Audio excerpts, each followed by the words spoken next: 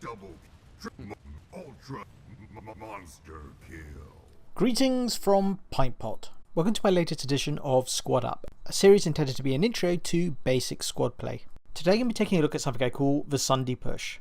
Now, one problem you probably come across is it's very difficult as a small squad to have any meaningful impact on what's happening in the game. This is because you're too small a group to take a base where there's any sort of resistance, or if there's more than one control point. So the Sundy push is designed around providing a platform for a larger assault by sucking in loads of random allied faction members into the fight to assist you. Now, the way that Planetside 2 works is a lot of people will be constantly redeploying looking for a good fight, and what you're aiming to do is provide one for them. So the setup is very simple: one driver and two dedicated gunners in the Sunderer.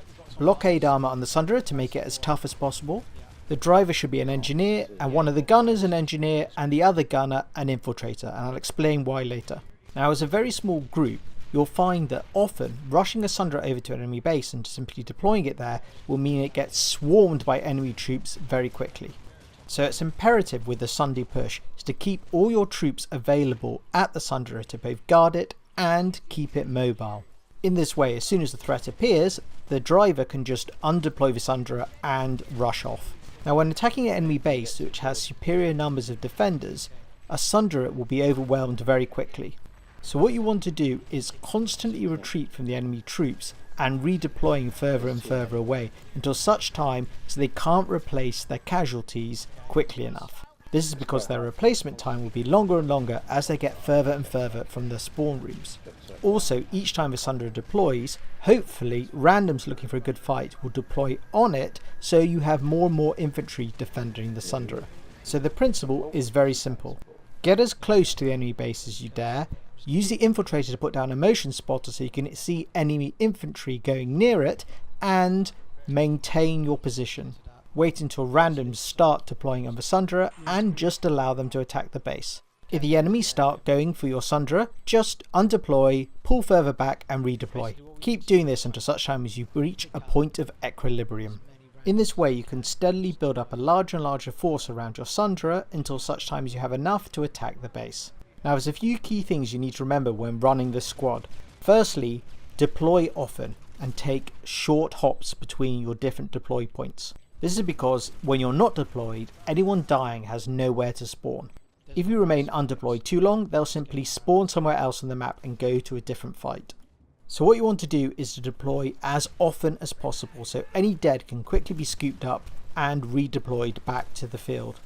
This applies when both retreating and attacking. Secondly, don't be tempted to abandon your Sunderer. In my experience, only the actual Sunderer owner properly defends their own Sunderer. Everyone else just leaves it to its own devices. A single engineer or heavy assault sneaking up on your Sunderer can destroy it much faster than you can get back to it to save it. This even more the case if someone pulls a tank to attack it. So stick with the Sunderer and defend it with your gunners. Leave your driver in the driver's seat other than when he has to hop out and repair the Sunderer. Have your infiltrator use a motion spotter so that no enemy infantry can just sneak up on it and C4 or put tank mines under it. But the key thing is stay guarding it, don't abandon it to its own devices. Otherwise, just a couple of bricks of C4 or a couple of tank mines and the attack can all be over. Now, the next thing to remember is maintain your mobility if you're under threat. If it looks like enemy light assaults are in a good position to C4 the Sunderer, or an enemy tank has a good line on it, keep moving to a place where the line of sight is obscured. If an enemy galaxy starts floating above you, looking to drop people onto the Sunderer directly, then just move. Not too far so you're redeployed quite quickly, but maintain your mobility. The next thing to remember is that the Sunderer is very powerful against enemy armor and infantry, but only at close ranges. The guns on a Sunderer are only effective at short ranges, either because of damage drop-off, like the Basilisk, or because of a low velocity of the projectiles, like the Fury and the Bulldog. Therefore, at anything greater than say 50 meters distance, a tank will absolutely destroy a Sunderer. but at ranges closer than that, the Sunderer will destroy a lightning pretty easily, and even a main battle tank if the driver jumps up and keeps repairing the Sunderer while the gunners focus down the tank. So to protect your Sunderer against enemy tanks, try and make sure you're in a position where the tank has limited line of sight on it. That way the tank will be forced to get closer than it really wants to the Sunderer, and then it becomes vulnerable to your infantry defending it and to the Sunderer itself. To help defend the Sunderer, the prodigious use of tank mines is highly recommended. This is because if enemy tanks try and rush the Sunderer, then they're liable to just run over them. Also, it's a standard way of defending a base that if the enemy have a Sunderer attacking it, then you simply just spawn a tank directly from the vehicle bay. Therefore, however cheesy it might be, I recommend putting tank mines in front of a vehicle bay. That way, if the defenders get cute and say just try and pull a lightning on you, then it should be destroyed instantly. Now against aircraft, the Sunderer is vulnerable, but the infantry protecting it can be very effective as a deterrent. Using your driver to constantly repair the Sunderer means that anything other than a Liberator is unlikely to be able to kill it. Remember, as the engineer repairing the Sunderer, if your engineer tool overheats, just quickly resupply at the infantry terminal and it'll be set back to 0, so you can almost constantly repair the Sunderer. This will also reset your shields if you're receiving splash damage from, say, rocket pods. Now for the driver of the vehicle, I strongly recommend running the EOD implant so you can see enemy tank mines and explosives if they're put down near the Sunderer.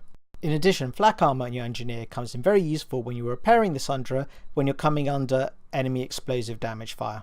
Running this setup, even though you don't have the numbers to take an enemy base, you can become a platform for a much larger attack. And in this way have a much more dramatic effect in the battlefield than you would as just another infantryman. In terms of weapons to run on the Sunderer, I'd recommend retaining one Basilisk and either having a Fury or a Bulldog on the other slot. This is because the Basilisk is at least semi-effective at range in a way that Bulldog and Fury aren't, and gives you some protection versus aircraft. But having a Bulldog or a Fury means that you have good splash damage against enemy infantry nearby, and they do more damage than the Basilisk against enemy armour. So if you want to watch more of a strategic impact on the battlefield with only a small group of people, the Sundy push is a good way of going about it. If you found this episode interesting and useful, please feel free to thumbs up, thumbs down, subscribe or comment as appropriate. In the meantime, have a good one, happy hunting and Pintpot out.